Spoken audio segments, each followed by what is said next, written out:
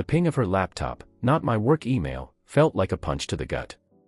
I stepped into the kitchen, bleary from a 14-hour day, only to see Jennifer's screen glowing with an unexpected subject line: flight confirmation, Harris, Jennifer/Smith, Cam.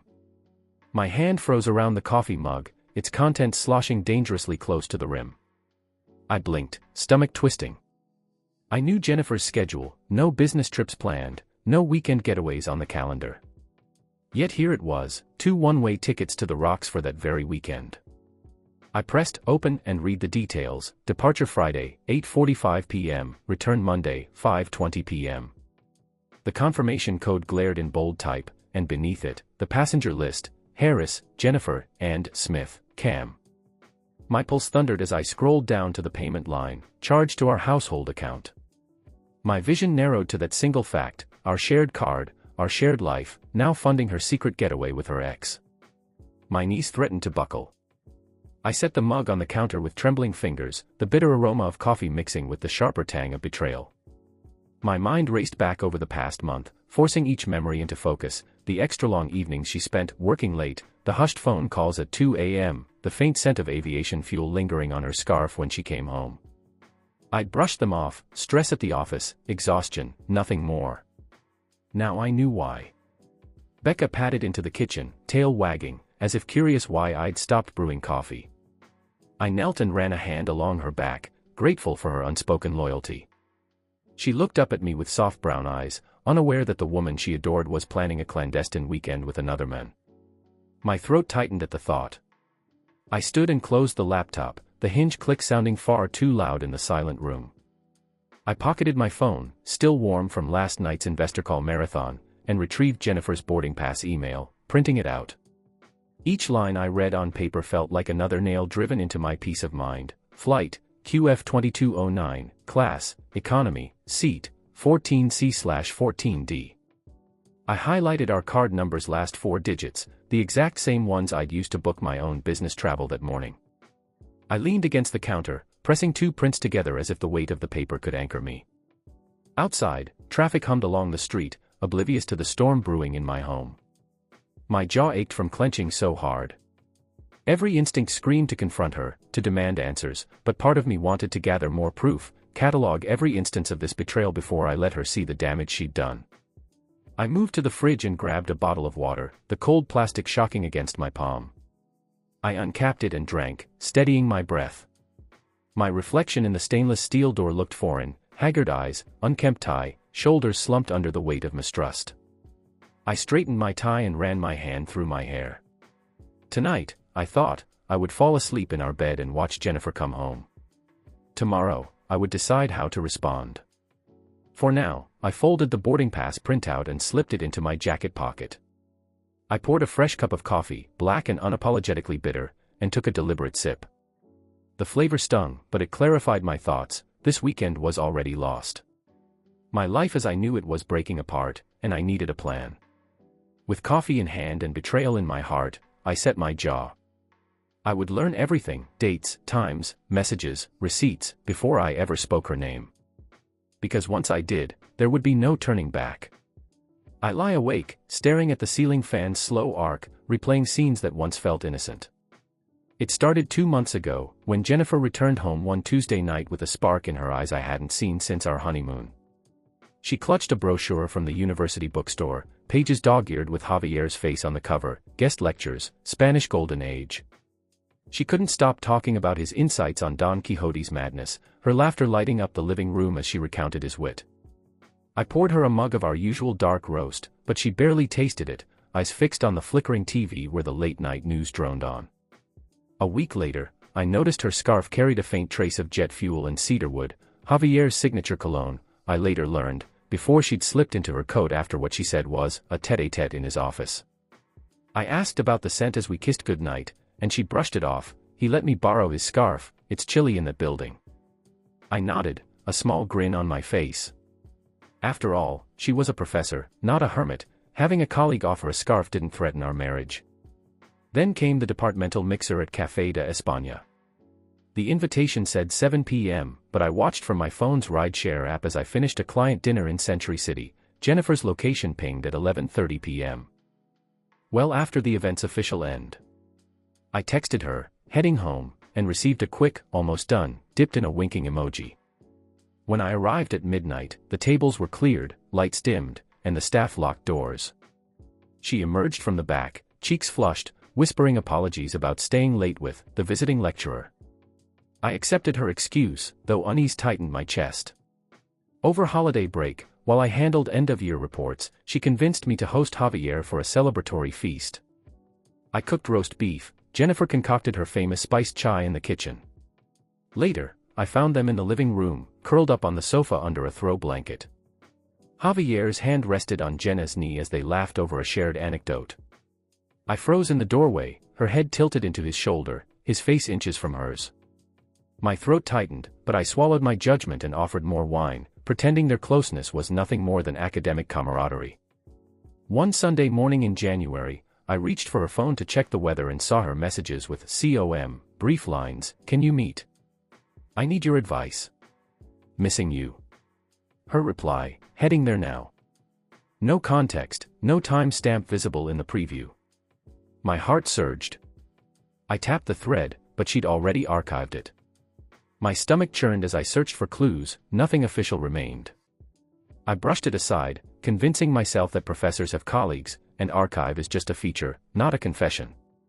The turning point came on a wet February evening. I returned early from a client presentation to grab my suit jacket. There, on the coat rack, hung Javier's navy bomber jacket, identical to he'd worn in the campus photos. I unzipped a pocket and found a crumpled boarding pass stub stamped Sydney Madrid, return TBA. Front and center, her name, Harris, Jennifer. My pulse thundered. She walked in behind me, startled. "Steve, you shouldn't be here," she exclaimed, snatching the stub. But her eyes betrayed guilt as she shoved it into her handbag. I backed away, breath caught, letting the moment stretch before I confronted her. Then I stumbled on the email hiding in her inbox, "Flight confirmations for your extended stay, signed by COM Travels." I read the itinerary in my phone's dim glow, departure April 12th, one way. No return. Charge to our shared card. I closed the email trembling, realizing every late-night text, every borrowed scarf, every academic chat, was part of a secret map leading here.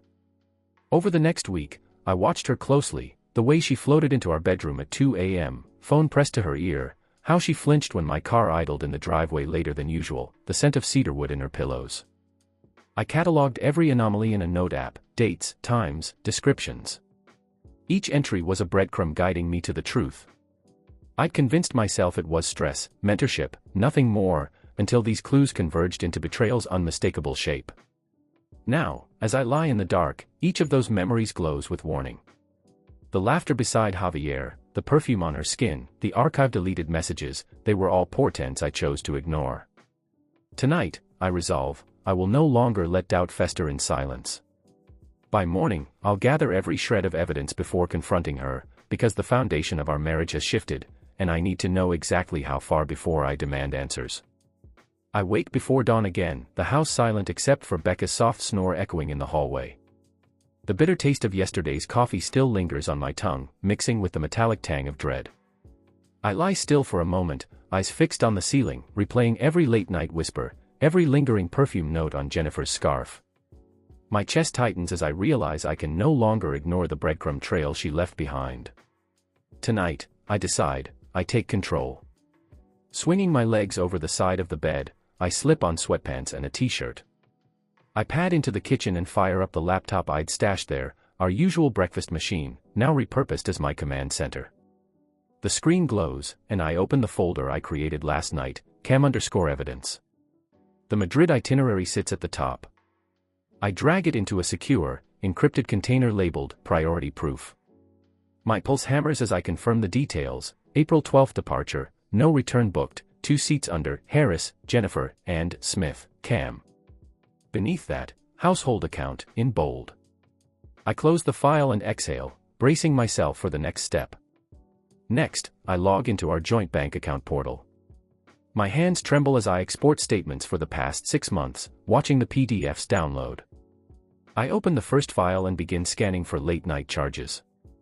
There they are, $82.45 at Café de España on January 14 at 11:32 p.m., $95.60 at Café Lumière on February 2 at midnight, $27.50 at Javier's Hotel Minibar on March 5 at 1:15 a.m., and now $420.00 at Ocean View Retreat on April 12, Clearly the Rocks Getaway.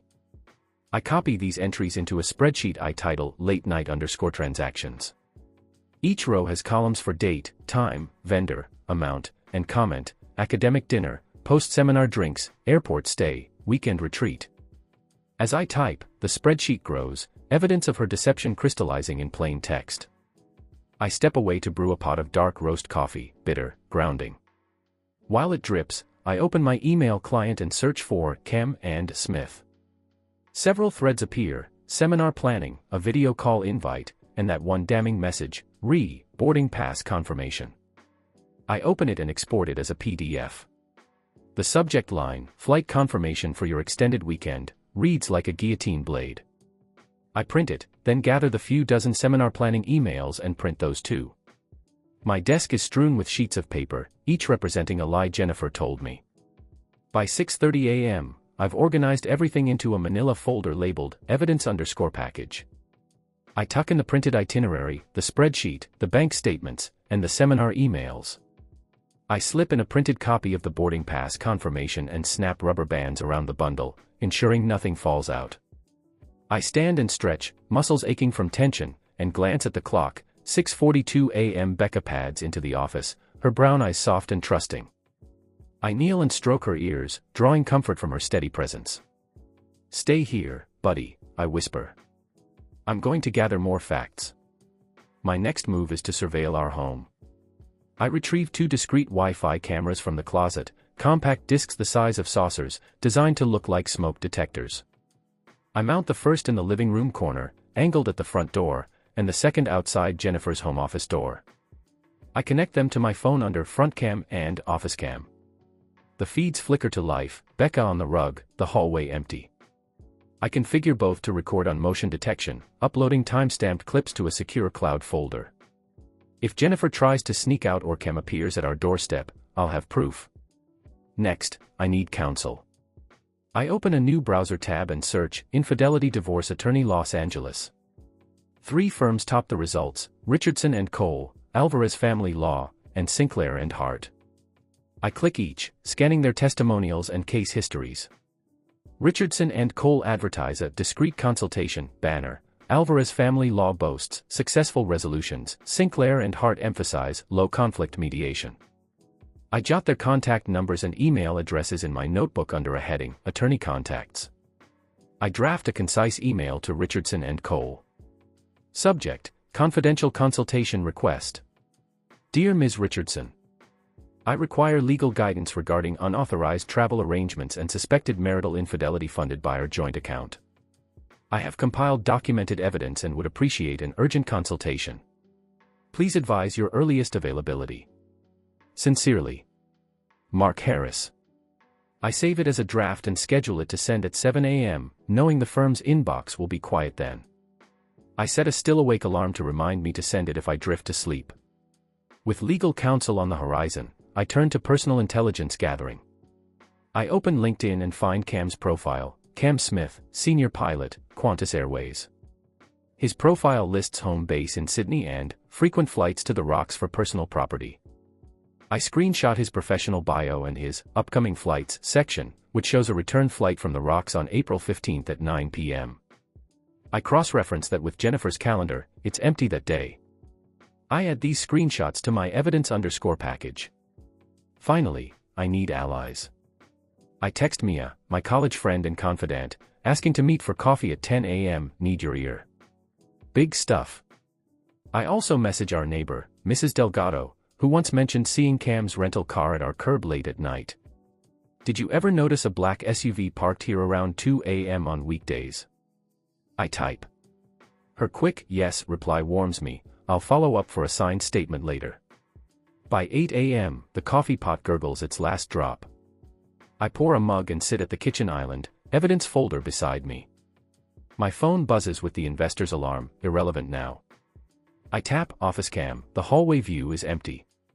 I tap front cam, stillness. A few hours ago, I was blind to this betrayal, now I'm constructing a fortress of facts.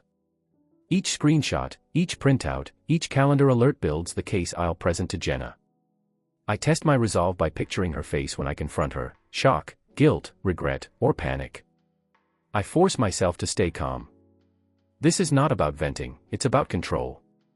I need a clear mind to navigate the legal and emotional minefield ahead. Tonight, I'll sit her down, evidence laid bare. For now, with Becca's head on my knee and coffee warming my palms, I savor the quiet clarity of purpose, uncover every secret, secure every document, and prepare my strategy. Because once I open that folder in front of her, there'll be no retreat. The next act begins with knowledge, and I will wield it without mercy. That night, I waited until after dinner before speaking. Jennifer moved through our kitchen with practiced ease, chopping vegetables for her signature stir-fry, her back to me, as though unaware I was standing at the threshold. Becca sat by my feet, her head tilted, sensing the tension. I cleared my throat. "Jenna, can we talk in the living room?" She paused mid-slice, knife hovering above the cutting board, then nodded and set it down. Her eyes were cautious, expectant, as if she knew something had shifted. I motioned toward the couch. She sat, smoothing her apron, her gaze flicking to the manila folder on the coffee table, evidence _ package in bold marker. I sat opposite her, opened the folder, and removed the printed boarding pass confirmation. "Explain this," I said, sliding the itinerary across the table. Her face drained of color as she recognized the Madrid Rocks booking. "Why are you flying away with Cam this weekend?" Jenna's lips trembled. She reached for the paper, but I pulled it back. "Not yet." My voice was measured, cold. I flipped to my spreadsheet and pushed it forward. The highlighted charges glowed under the lamp: Café de España at 11:32 p.m., Café Lumière at midnight, the Ocean View Retreat tab, each annotated with academic dinner or airport lounge. I tapped the row marked April 12th. "This is your weekend escape," I said. She swallowed and closed her eyes, shoulders quivering. "Mark, it's not what you think." I slid the printed emails across: boarding pass messages, seminar planning threads, intimate notes signed Cam. The camera feed for 1:47 a.m. appeared on my phone, Jenna emerging from her home office door, laptop bag in hand, glancing toward the corridor before slipping out. I handed her the phone. "Watch this." She stared, tears welling. "It was only a weekend getaway," she whispered. "We just needed time together." Time together. The phrase tasted like ash. "A weekend getaway, funded by our joint account, booked under my name," I said. "And you called it academic?" I leaned forward. "I've documented every lie." My voice softened, barely above a whisper. "Every late night you claimed was research, every coffee at midnight, every borrowed scarf." Jenna's eyes filled with tears. She reached for me, but I drew back. "Don't." My heart pounded, but my face stayed impassive. I stood and walked to the mantel, retrieved our wedding photo, bright smiles beneath a summer sky, and placed it atop the folder. "This was supposed to be proof of our vows," I said, voice breaking. "Instead, it's a relic of deception." I returned to the couch, folding my arms. "I filed for a temporary restraining order this morning.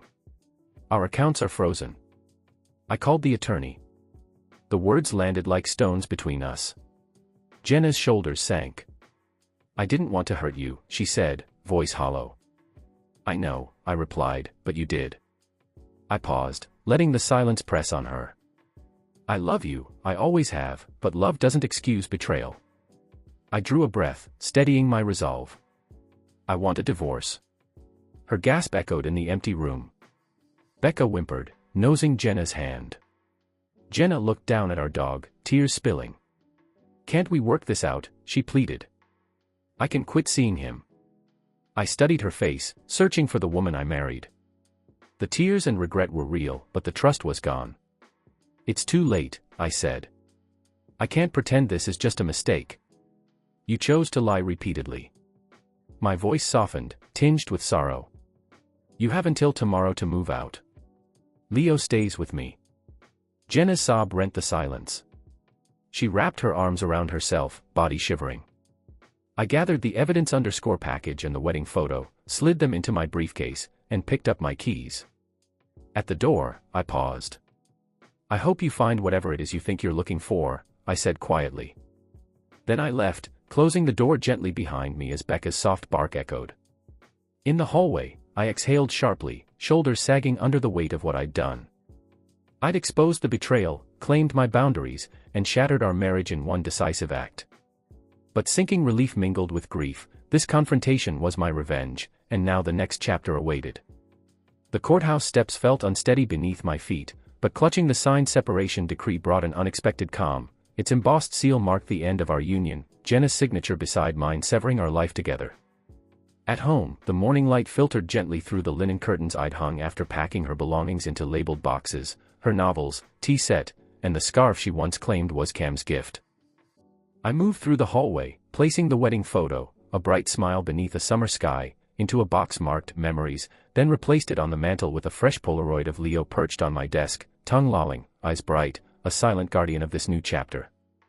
I closed the living room door behind me and flicked on the light in my study, formerly our shared office, where I'd installed a single oak desk and ergonomic chair. The empty side of the room was now a blank canvas. On the desk rested my laptop, its screen dark until I flipped it open to reveal a draft titled, "When Trust Breaks, My Road to Recovery," alongside 5 chapter outlines, recognizing red flags, documenting the truth, legal foundations, emotional aftercare, and rebuilding identity. I tapped the cursor and began typing. Betrayal often masquerades as routine. Words flowed, each keystroke reclaiming my voice until the afternoon sun dipped low. Leo nosed my hand, reminding me to breathe, and I paused to scratch behind his ears, grateful for his unwavering presence.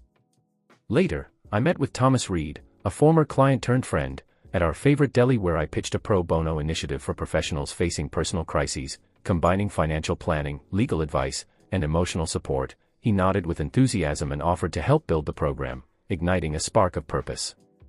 Returning home, I found an invitation slipped under the front door, a request from the university's HR department for me to serve as a guest lecturer on ethics in academia, an opportunity to expose how mentorship can erode personal trust. I tucked the letter into my tote alongside my keynote notes.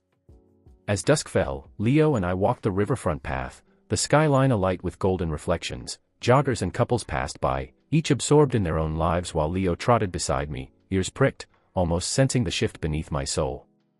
At home, I cooked a simple pasta dish Jenna once loved, poured a glass of red wine, and sat at the dining table to an empty chair across from me, toasting Leo's unwavering loyalty and this reclaimed life. Before bed, I finalized and scheduled the first blog post to publish at dawn, When Trust Breaks, My Road to Recovery, accompanied by Leo's Polaroid. I closed my laptop, turned off the lamp, and lay on the sofa where Leo curled beside me. As his steady breathing lulled me toward sleep, I felt gratitude for the cracks in my past that let the light in, guiding me toward a new beginning born from the end of what once was.